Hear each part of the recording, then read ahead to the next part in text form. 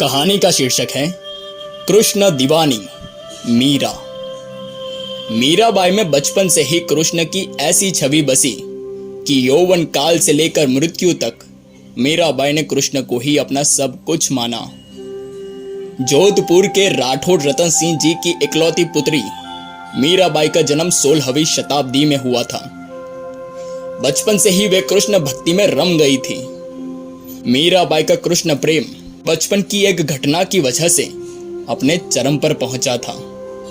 तो घटना कुछ यूं थी कि एक दिन उनके पड़ोस में किसी बड़े आदमी के यहां बारात आई थी। सभी स्त्रियां छत से खड़ी होकर बारात देख रही थीं। मीराबाई भी उनमें से एक थी। बारात को देख मीरा ने अपनी माता से पूछा कि मेरा दुल्हा कौन है। इस पर मीराबाई की माता ने कृष्ण की मूर्ति की तरफ इशारा करके कह दिया कि वही तुम्हारे दुल्हे हैं। ये बात मीराबाई के बाल मन में एक गांठ की तरह बंध गई। कुछ समय पश्चात मीराबाई के विवाह की बात चलना शुरू हुई और उनका महाराणा सांगा के पुत्र भोजराज से विवाह तय हुआ। लेकिन विवाह के लिए पहले तो मीराबाई ने मना कर दिया, पर घर वालों के जोर देने पर मीराबाई ने हां कर दी और विदाई के समय कृष्ण की वही मूर्ति साथ ले गई। विवाह के 10 बरस बाद उनके पति का देहांत हो गया था। पति की मृत्यु के बाद ससुराल में मीराबाई पर कई अत्याचार किए गए। मीराबाई के पति के परलोकवास के बाद उनकी श्री कृष्ण के प्रति भक्ति दिन प्रतिदिन बढ़ती गई। वे मंदिरों में जाकर कृष्ण के भजन कीर्तन करती और खुद ही उसमें मग्न होकर नाचती रहती थी। लोगों का कहना है मीराबाई के कृष्ण प्रेम को देखते हुए और लोक लज्जा के वजह से मीराबाई के ससुराल वालों ने उन्हें मारने के लिए कई पैतरे अपनाए, लेकिन सारे विफल रहे।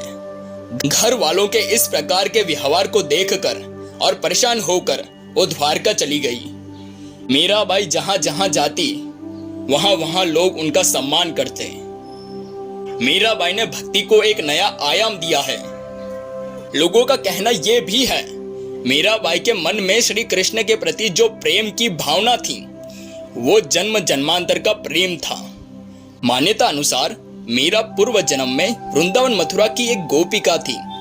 उन दिनों वो राधा की प्रमुख सहेलियों में से एक हुआ करती थी और मन ही मन भगवान श्री कृष्ण को प्रेम करती थी।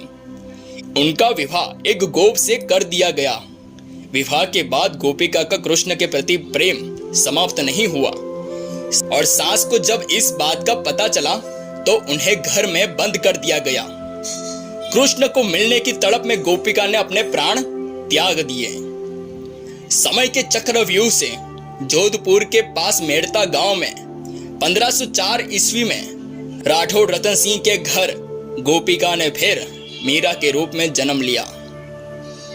तो ये थी कृष्ण दीवानी मीरा की भक्तिमय कहानी। धन्यवाद।